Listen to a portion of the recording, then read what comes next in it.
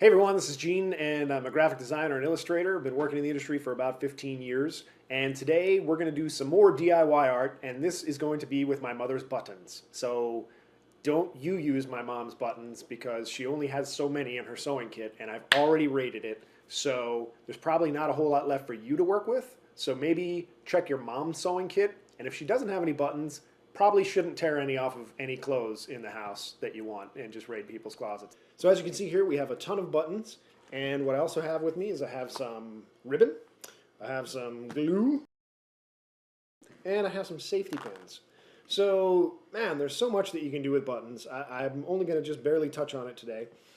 But one of the things you can do is you can take a length of ribbon here, and I'm just going to grab the scissors, and kids, make sure you get your parents' help with this. Grab some scissors, cut off a little length of ribbon, and then you can string a bunch of different buttons onto the ribbon,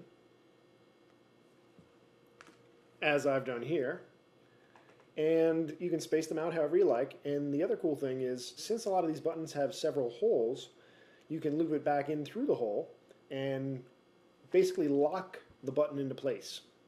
So right now you can see they slide pretty much all over the place, but if I wanted to give this one a little more of a locked position, just take the ribbon and slide it through the opposite hole, and what that's going to do is that's going to provide more friction for this button to have to overcome if it wants to slide down the ribbon.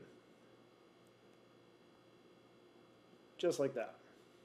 And as you can see, it's a little bit more difficult. It still has some play, but it's a little bit more difficult for it to slide now. So you can take a couple different colored buttons and make yourself a little bracelet with these. You can bunch them all up together in a row like this and do the same thing. So your bracelet is a little bit rounder. And when you're done stringing everything together, grab a safety pin and open it up. Be careful, don't stick yourself with it. Just put this pin end through the one end of the bracelet, and then again through the other end. And again, be careful. And then close that up, and you can wear that. Well, this one is about the size of my thumb. I have pretty big hands.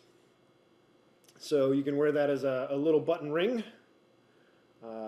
or you can make a larger one, use it as a bracelet, wear it as a necklace. You can make a crown.